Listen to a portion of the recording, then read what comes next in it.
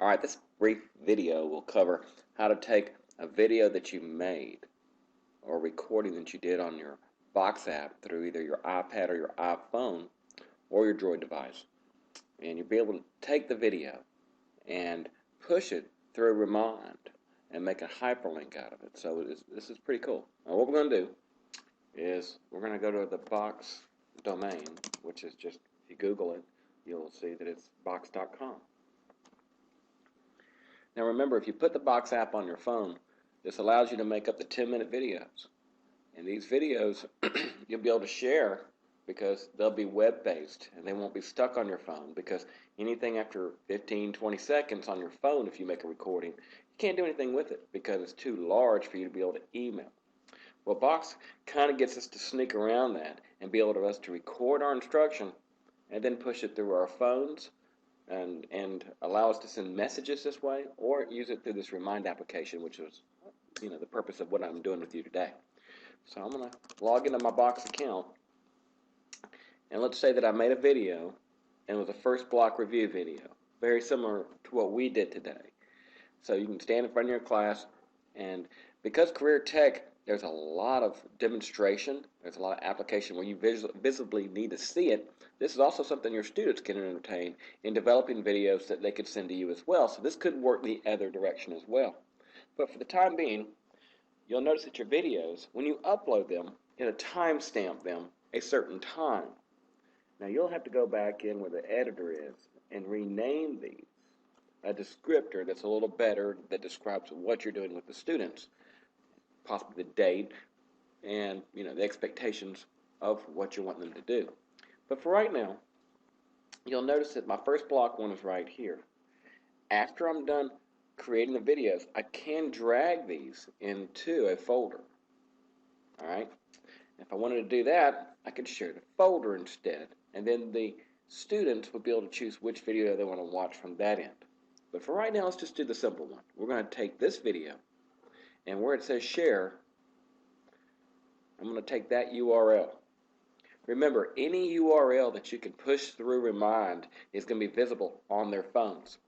Now, it will not take up any of their data if they are using the Wi-Fi at the school. So that's another good attribute that your school system has in place. So we are going to copy this. And I'm just going to right-click and copy the URL from the video that I had done from my phone. Okay? Then I'm going to go back to Remind. And I have the Career Center page here, and what I'm going to do is I'm going to put in a descriptor and say this is today's lesson. Now, because I did the control copy, I can now do a control paste. I can either right click and hit paste, or I can do control V. On some web browsers they act a little funny, but they will take control C for copy and control V for paste. So if you're in Explorer or Mozilla, sometimes it'll act a little strange, so just want you to know that will work. When I hit enter, now I might want to put a space right here. Every once in a while, if they bleed together, that hyperlink, it won't work. But for the most part, if I add just one extra space right here, I'm guaranteed it's going to work. When I hit send, and I'm the one participant in my class today, I'll hit send. That's the hyperlink I will get. And it just hit my phone just now. And so when I click on it, on my phone, and it doesn't matter which type of smartphone it is, it's going to prompt me to download the video. And again, we're not using any data because we're at school.